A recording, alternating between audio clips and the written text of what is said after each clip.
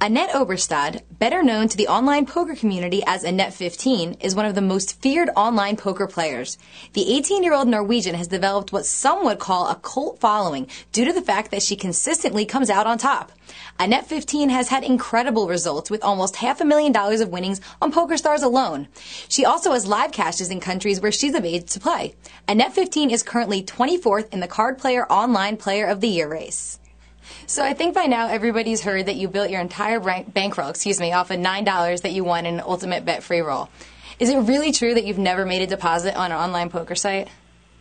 Well, after playing for about a year and building my bankroll up to where I could play the higher buy-ins, I did deposit, but that was just to get money on different sites. And what roughly does your bankroll look like now? I'm sorry, but I'm not going to answer that. You don't have to answer it's big enough. So what would you say is the single most valuable piece of poker advice that you've ever received? Just be patient, I guess. You can't win a tournament the first hour. You can only lose it. So, That's good advice. Don't make any big mistakes. So when you started playing, you've admitted you played ABC poker. What does that mean to you? That just means playing tight. If you don't have a hand, you fold. If you do have a hand, you raise. Do you think a player can succeed playing like that at higher levels? No, I don't think so, because the good players are going to pick up on it, and you won't get paid off when you have a hand. So what changes would you have to make to an ABC game in order to take it to the next level? I'd say at least loosen up your racing range a little bit, especially in late position. Like, if you have a 5-7 student, you might want to put in a race just to put your opponents on tilt, or, just throw them off a little. And so why do you think switching up your play has been so beneficial to you? I don't know. You really just got to mix it up to be successful at those levels. If you don't, people are going to catch up on it. And you're always making it through huge tournament fields online. What would be your best advice for a player who wants to learn how to make it through those fields? Try to stay away from the marginal hands, I guess. Don't call a lot. Be the one putting pressure on your opponents. Don't call off your chips. How do you manage to stay focused for so long while you're playing these tournaments with 2,000-3,000 people in them? I'm really just used to it. Like, when you play online, I usually have a lot of tables and a lot of stuff going on, so I don't get impatient very easily. You live in Norway. Are there any live games there available, or do you only play online? I do play live as often as I can, but it's kind of hard because live poker is illegal here, so I have to get out of the country just to be able to play live. Once you do turn 21, do you have plans to travel the live tournament circuit? Yeah, definitely. That's like the poker player's dream, I think. So I'm going to do my best to get to that stage. Well, you have played live events in countries where you're of age, and you've had a few cashes live. Did you have to switch up your game at all to succeed in those tournaments?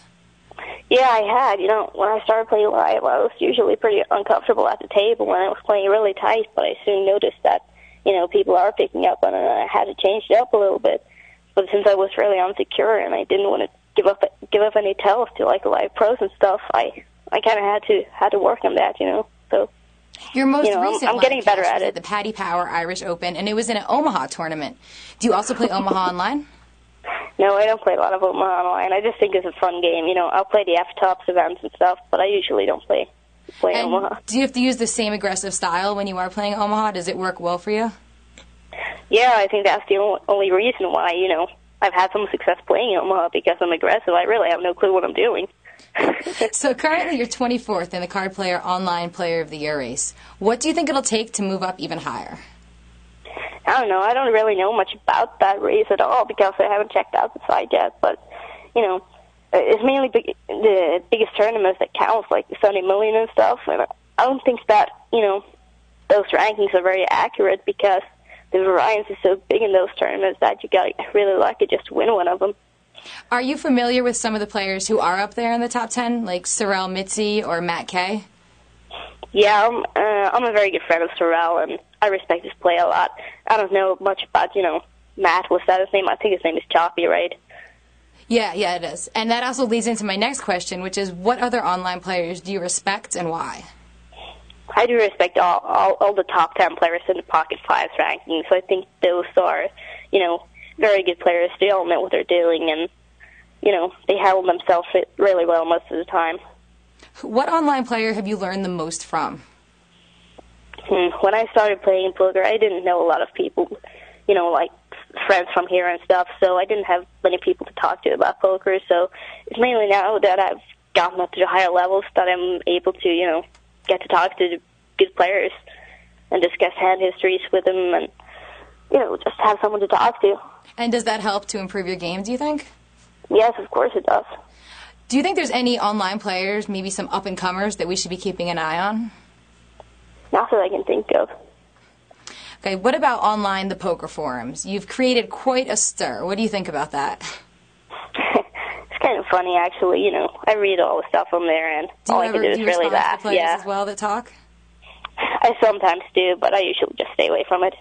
What's the craziest thing you've ever read about yourself in a forum? Oh, man.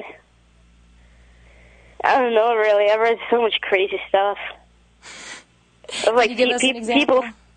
Yeah, like maybe people say that the only reason why I win tournaments is because I'm so lucky. I run so good. I win all my races, but that's just not true. Yeah, obviously. That's pretty funny, yeah. The forums, you never know what they're going to say. Yeah. Everyone seems to want poker lessons from you. I've read that on the forums. Do you offer poker tutoring to students? No, I don't. The only times I do coach is, just close friends and stuff, but I never have plans to do it online. So how much time do you spend playing online poker now in your daily life? It depends. I usually do my, regular schedule of about 10 hours a day, but I take time off and, I travel a lot, so it's not as much as I used to. Great. Well, thanks so much for taking the time to talk to us, Annette. Thanks. This is Lizzy Harrison with Annette 15 for Card Player TV.